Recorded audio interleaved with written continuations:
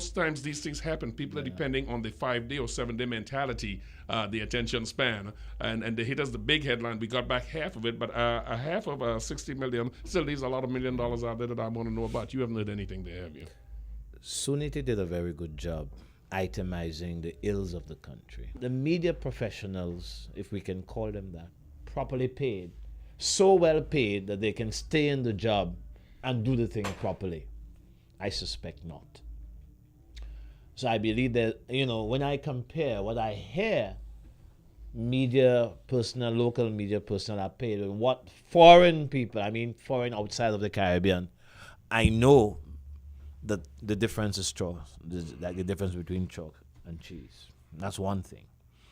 Then we have runaway, reckless state companies that apparently can do things and get away with it, because we haven't jailed the people, we have not punished people for any malfeasance. This has been our history, and there seems to be an inertia where bringing wayward companies to heel is concerned. Which are the government institutions or even the private watchdog institutions that are there to keep us informed about what is going on, these violations, and that can take steps to do what Afra did in his own personal capacity? Take on Clico in his personal capacity, pay his own legal fees, and so on. He has won, he said, and that's happy news.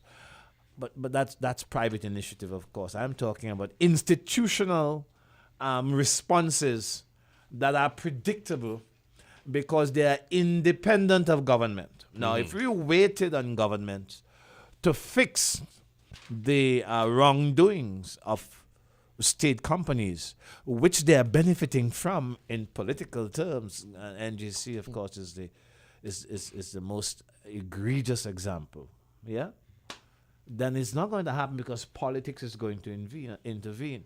And if we are going to wait on the righteousness of government to act, we know what's going to happen. So that speaks to the maturity of our institutional solutions, which we haven't taken time to deliver and develop. You know what? One of the reasons why? Because the middle class is really supposed to be doing this thing. In other countries, but the middle class here is poor and getting poorer. And the middle class has to focus, or thinks that it has to focus, on buying new cars, getting homes decent homes. The middle class is materialism affected, and don't seem to have the time to devote to the publication of truth, of data, the analysis of data that can inform public opinion and get change. Because these things take a long time, They take a long time to develop the real institutions that can cause change to happen. Well, many components contribute to that. I'm sure the panel will agree. And among them is the old question of the CSO. If you've got real information coming out, real-time data coming at you, then even when the media does a press release, there is sufficient information inside of there relative and timely that you can start. Check, or the media must go to check how the CSO is staffed and how it is funded. Exactly. And you remember when Kamala Persad-Bissessar came into power, that a census was due? And the statement she made about that census, remember there were lots of violations with respect to how a census should go? I don't know if you guys remember the details. Because we can't trust government to do these things. We can't. Parliament is far better in this regard, by the way, because it's bipartisan, or at least bipartisan. It could be more than that. And the question is, let me shift a little bit and go to Tobago. You do know that there was an institution called the PRDI, Public Research and Development Institute, which was under Ho Choi Charles, and whose job was to do lots of the stuff that CSO was doing. You know what happened to that when the PNM took over Tobago? They killed it. They made it part of some other department. And up to this day, it can't catch itself. Right? I'm just saying, you can't leave these things up to the ruling party, the government, because government, of course, is selfish. It's self-oriented. It seeks to do things according to its own agenda, and there are lots of arguments we can adduce in this regard. I'm just saying, Sunity has a duty to go beyond itemizing the ills, which he does very well, by the way, to telling us, part of the conversation, how do you go about fixing these things over the long haul? Obviously, it will be a long haul, but how do you fix these things? And that's one of the challenges. In her defense, she does. I've read many articles on Sunity. I mean, Sunity is like church. I don't know why you're defending her. No, I have to because I have to. I am merely saying, when I listen to Sunity on this broadcast, Okay. on this broadcast, and I heard her itemize Because- the ills. But what was the response to your question, though? Well, yeah, that's fair. No, I think let me go back to the fundamental point that I was making was the need to re-engineer the institutional framework to relocate power from the central, right, from the center. And the way you do that is through Parliament. If you were to take the simple example of the CSO, a society knows that they need credible, independent information, and that should be part of the popular agenda. When we are in campaigns or throughout in our daily lives, we know that we need information to conduct our affairs. We want to ensure that the information comes to us through with integrity. Well, the Parliament, I see, is launching an initiative at I the start know, of January. exactly. Right. So when you say, what is the unemployment figure? You don't want the unemployment figure passing through a ministry that adds CPEP and everything else and say that's the unemployment figure. No, you don't. But in addition, so we need independent entities, insulated and protected. And the university is one of those. Yeah. What happened to the university in the past 5 years?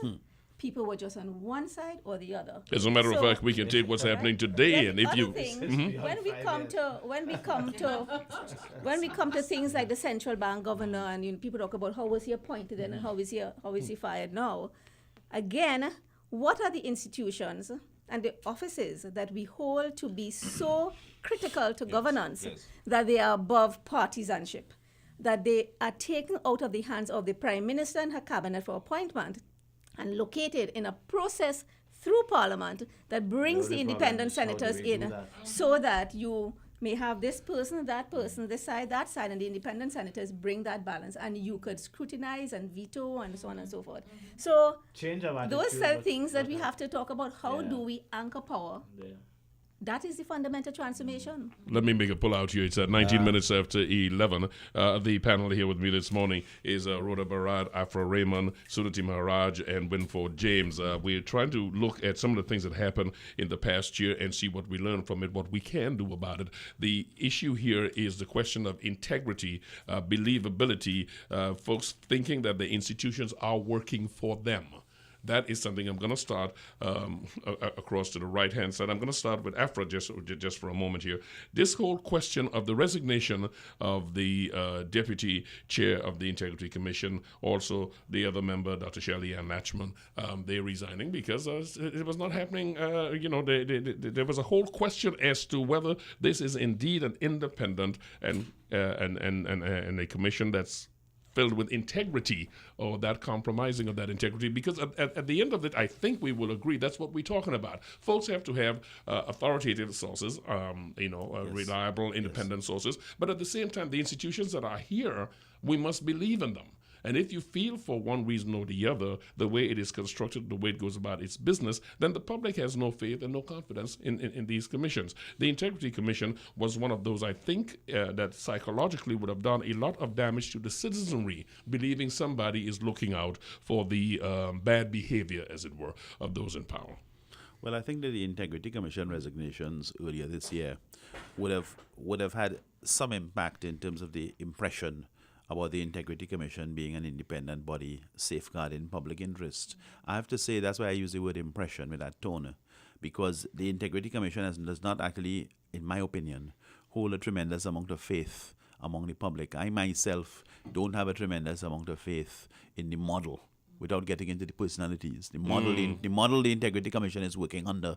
In other words, the resources given to it by law and how it deploys those resources to tackle the problems it is set up to tackle is in fact a very poor model. And in fact, I've written extensively on it. The Integrity Commission needs to take up a different model for how it tackles this very serious question of misbehavior in public office in our country. And the model that we're employing at the moment, we, whether it's P&M Partnership, Manning, Kamla, Dr. Rowley, we have the responsibility to re-examine the model, to recalculate our bearings. Where have we done well? Where have we not done well? What can we improve?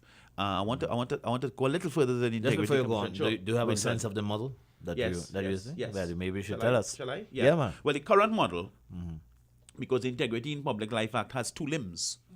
The first limb is a limb that requires all of the public officials, they're identified in a schedule to the Act. All of the public officials, people who are state board members, ministers, and so on, all of the public officials must complete declarations in respect of assets, liabilities, and income belonging to themselves and their spouse and their resident children.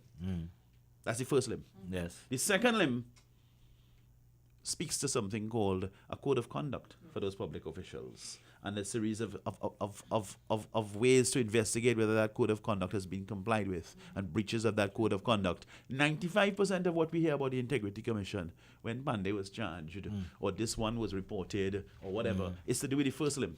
Yes. And quite frankly, the first limb is a monstrous waste of resources. Okay? Because what we have is we have 2,000 or 3,000 public officials in the country. Every year to fill out this form, I have friends who are public officials, and they tell me, Afra, it's so complicated. You have to hire an accountant to fill out the form. Wow. It is so detailed.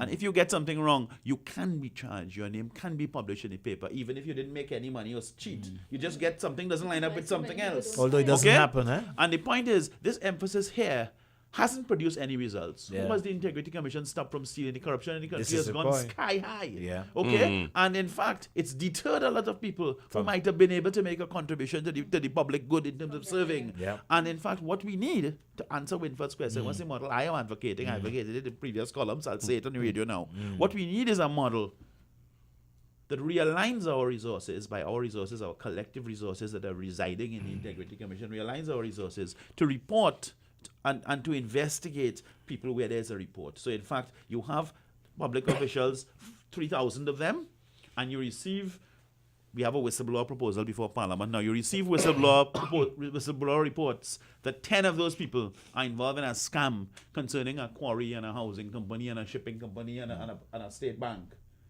The Integrity Commission should have the resources to investigate those 10 people, not to collect 3,000 forms. But a lot of That's my say. Shouldn't the I Board got of you. Inland Revenue have some sort of role in that, though? Because the first arm that you talk about, where they have to declare all of their assets and stuff, yes, for the life of me, I don't understand why the Board of Inland Revenue can't be the body that is able to say to you, this is what so-and-so's assets were by this point in time when they were appointed to this board or to that board or the other board. One of the things that shocked me when I read the act was how many offenses that you could actually charge people for. And I thought, well, so how does the Integrity Commission go about investigating this? Now, I agree with Afra. I think that the Integrity Commission needs to be revisited.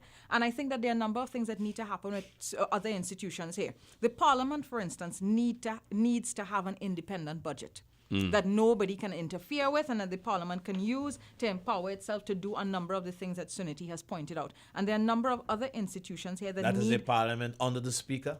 Yeah, Is that what you mean? Administration. yes, the administration, sorry. But The apart from the Parliament, Speaker the or- Parliament of the Government of the Republic of Trinidad and Tobago. So the administrative part of the Parliament, not the people that are on the opposition benches or Just the wanna be government clear. benches. Yeah, I'm grateful that you made me do that because I'm thinking it but not saying it. Yeah. So I want the administrative part of the Parliament to have a certain level of independence. I also think that the Integrity Commission and several other arms need to have that kind of independence. Much like where- the judiciary. Yes.